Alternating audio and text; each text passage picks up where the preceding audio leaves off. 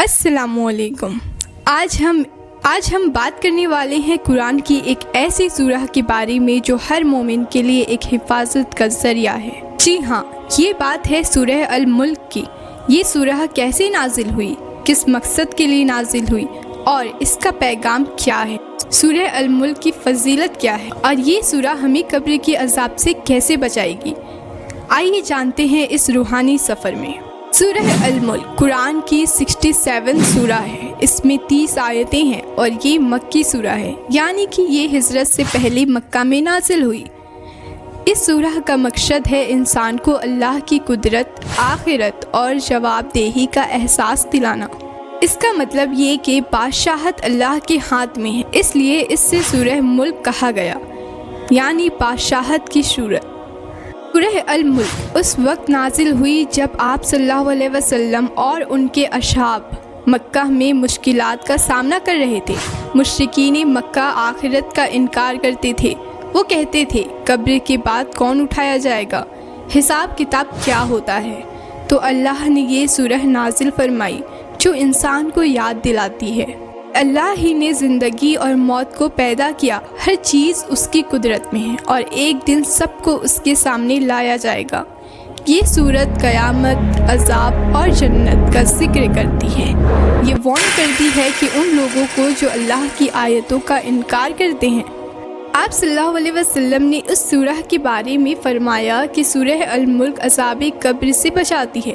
ایک اور روایت میں ہے کہ یہ سورہ انسان کے لیے شفاعت کرتی ہے جب تک کہ اس کو معاف نہ کر دیا جائے۔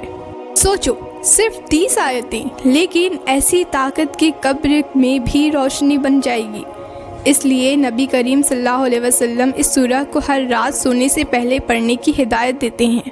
حضرت ابو ہریرہ رضی اللہ تعالی عنہ سے روایت ہے کہ نبی کریم صلی اللہ علیہ وسلم نے فرمایا، سورہ الملک عذاب قبر سے بچانے والی سورت ہے، صفات کرنے والی سورہ ہے۔ ایک اور حدیث میں بھی آتا ہے کہ قرآن کی ایک ایسی سورہ صفات کرے گی جب تک بندہ کو بکشوا نہ لے، وہ رکے گی نہیں، اور وہ سورہ الملک ہے۔ رسول اللہ صلی اللہ علیہ وسلم کا معمول تھا کہ آپ ہر رات سونے سے پہلے سورہ الملک ضرور پڑھتے تھے۔ اگر ہم بھی اس سنت پر عمل کریں تو نہ صرف عذاب قبر سے حفاظت ملے گی بلکہ یہ قرآن سے ہماری لگن اور محبت کو بھی بڑھائے گی۔ سورت کا پیغام کیا ہے؟ تو سورہ الملک ہمیں اللہ کی قدرت اور اس کے بے پناہ اختیار کے بارے میں سوچنے پر مجبور کرتی ہے۔ یہ ہمیں یاد دلاتی ہے کہ ہر چیز پر اللہ کا حکم چل رہا ہے۔ زندگی، موت، رزق اور ہر چیز اسی کے ہاتھ میں ہے۔ اور سوال آتا ہے کہ سورہ الملک قبر کے عذاب سے کیسے بچائے گی؟ اس کا جواب حدیث اور علماء کی تفسیر کی روشنی میں کچھ اس طرح ہے کہ قرآن کی ایک سورہ اپنے پڑھنے والے کے لیے قبر میں صفات کرے گی جب تک اسے بخشوا نہ لے، اور وہ ہے سورہ الملک۔ سورہ الملک کی آیت انسان کا دفاع کرتی ہے۔ علماء کے مطابق جب بندہ قبر میں رکھا جاتا ہے اور اگر اس نے دنیا میں سورہ الملک روزانہ پڑھی ہوتی ہے تو سورہ قبر میں آ کے اس کے لیے حجت بن جاتی ہے، یعنی دلیل بن کر کہتی ہے کہ یہ شخص مجھے پڑھا کرتا تھا، یا اللہ، یہ اللہ سے صفات کرتی ہے کہ اس بندے کو عذاب نہ دیا جائے اور قبر کے عذاب سے رکاوٹ بن جاتی ہے، بالکل اس طرح جیسے کوئی دیوار یا سپر ہوتی ہے، پر یعنی سیلڈ ہوتی ہے۔ لیکن صرف پڑھنا ہی کافی نہیں، اخلاق، نیت اور سمجھ کر پڑھنا، اس پر غور و فکر اور عمل بھی ضروری ہے۔ الملک کا پیغام یہ ہے کہ اللہ کی قدرت کو پہچانو، زندگی اور موت کا مقصد سمجھو اور اپنی آخرت کی تیاری کرو۔ جو بندہ اس سورہ کو صرف زبان سے نہیں دل سے اپناتا ہے، اللہ اس کو قبر میں تنہا نہیں چھوڑتا۔ دوستو، سورہ الملک ہمیں یاد دلاتی ہے ہم اس دنیا میں صرف امتحان کے لیے آئے ہیں۔ موت کے بعد ایک نیا سفر ہے، آخرت کا سفر۔ ہمیں ہر عمل کا جواب دینا ہوگا۔ تو آئیے روزانہ اس سورہ کو اپنی زندگی کا حصہ بنائیں۔ اسے صرف پڑھنے کا نہیں، سمجھنے کا بھی جذبہ رکھیں، کیونکہ یہ سورہ حفاظت، یقین اور روحانی طاقت کا پیغام ہے۔ اگر آپ کو یہ معلومات پسند آئی ہو تو ویڈیو کو لائک کریں، شیئر کریں اور چینل کو سبسکرائب کرنا نہ بھولیں۔ کمنٹ میں لکھیں آپ سورہ الملک کو کب پڑھتے ہیں۔ ملتے ہیں ایک نیا علم کے ساتھ، تب تک کے لیے اللہ حافظ۔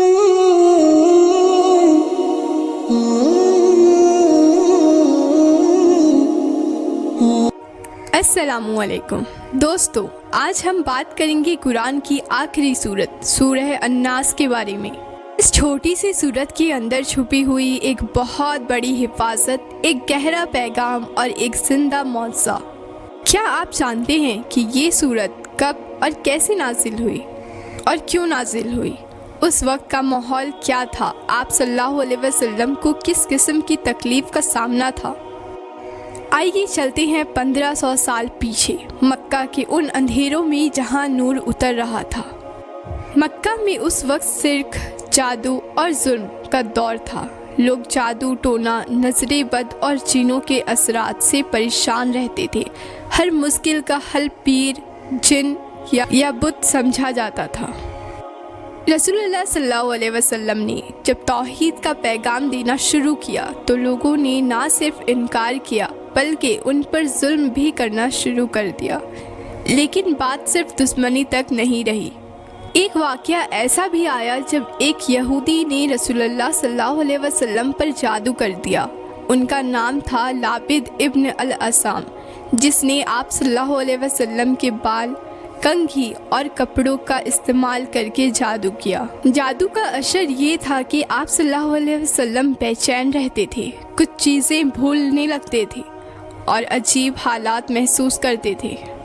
یہ کوئی عام حالت نہیں تھی۔ آپ صلی اللہ علیہ وسلم پر وحی اترتی تھی، لیکن یہ جادو ذہنی اور جسمی طور پر اثر انداز ہو رہی تھی۔ اللہ تعالیٰ نے جبریل علیہ السلام کے ذریعے 2 نورانی صورتیں نازل کی، سورہ الفلق اور سورہ الناس۔ سورہ الناس اللہ نے نازل کی تاکہ رسول اللہ صلی اللہ علیہ وسلم پر ہر قسم کے وسوسے، جادو، شیاطین اثرات سے بچ سکے۔ ہر مومن کو یہ دعا سکھائی جائے کہ وہ صرف اللہ سے مدد مانگے۔ آئیے اب سورت کی تفسیر سمجھتے ہیں۔ سورہ الناس قرآن مجید کی آخری سورت ہے۔ اس میں صرف 6 آیتیں ہیں، لیکن اس سورت کا اثر اور اہمیت بہت گہری ہے۔ یہ سورہ ایک دعا ہے جو انسان کو ہر قسم کے شیطانی وسوسوں، جادو اور نظر بد سے بچانے کے لیے اللہ نے سکھائی ہے۔ اللہ تعالیٰ نے اس صورت میں رب الناس، مالک الناس اور الہ الناس کے ذریعے اپنی 3 صفات کا ذکر کیا ہے، جس کا مطلب ہے اللہ ہی انسان کا پالنے والا ہے، اللہ ہی حکومت کرنے والا ہے اور اللہ ہی عبادت کا مستحق ہے۔ اس کا سبق یہ ہے کہ ہر مشکل، ہر تکلیف اور ہر برائی سے صرف اللہ کی پناہ ہی حفاظت کر سکتی ہے، کسی اور کی نہیں۔ سورہ کے آخری حصے میں اللہ نے شیطانی وسوسے کا ذکر کیا ہے، من شر وسواس خناس۔ اس سے معلوم ہوتا ہے شیطان انسان کے دل میں چھپ کے وسوسے ڈالتا ہے، پھر وسوسہ ایمان اور نیت کو کمزور کرتا ہے۔ اس کا سبق یہ ہے کہ ہر وقت اللہ سے پناہ مانگنی چاہیے کہ ہمارے دل میں کوئی بھی برے، حسد، شک یا غلط سوچ نہ آئے۔ سورہ کا آخری جملہ یہ بتاتا ہے من الجنتی والناس، جو جنوں میں سے بھی ہو سکتا ہے اور انسانوں میں سے بھی۔ یہ اشارہ ہے کہ برائی صرف جن نہیں کرتے، انسان بھی کبھی کبھی شیطان بن جاتے ہیں، چغل خور، فریبی، حسد کرنے والے لوگ۔ اس کا سبق یہ ہے کہ ہر برے اثر، چاہے وہ انسانی ہو یا جنوں کا، اس سے حفاظت کے لیے سورہ الناس ایک روحانی ڈھال ہے۔ سورہ کو لائن بائی لائن سمجھنے کی کوشش کریں گے۔ قل اعوذ برب الناس، کہیں میں پناہ مانگتا ہوں لوگوں کے رب کی۔ ہر مخلوق کا پالنے والا صرف اللہ ہے۔ جب کچھ سمجھ نہ آئے اللہ کی تعریف رجوع کرو۔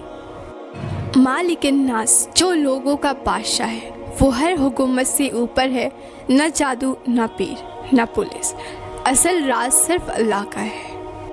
الہ الناس، جو لوگوں کا معبود ہے، ہر عبادت صرف اسی کے لیے ہے، کسی اور سے مدد مانگنا شرک کے برابر ہو سکتا ہے۔ من شر الوسواس الخناس، वसवसा डालने वाला खब्बीर शैतान का सर है। शैतान चुपके से आता है, तुम्हारे जहन में शक, गम, गलत सोच डालता है, फिर चुप जाता है, लेकिन तुम्हारा ईमान कमज़ोर कर जाता है। अल्लज़ी युवस्विसु फ़ी सुदूरिन नास, जो लोगों के दिलों में वसवसा डालता है, वसवसा जहन में नहीं दिल में होता है। ईमान भी दिल में होता है। शैतान सबसे पहले वही को निशाना बनाता है। मिनल जिन्नती वन्नास, जो जिनों में से भी होता है और इंसानों में से भी। हर बुराई सिर्फ जिन से नहीं होती, कभी कभी इंसान भी शैतान बन जाते हैं। यह सूरा को रोज़ाना पढ़ने का हुक्म दिया गया, फजर, मगरिब और सोने से पहले।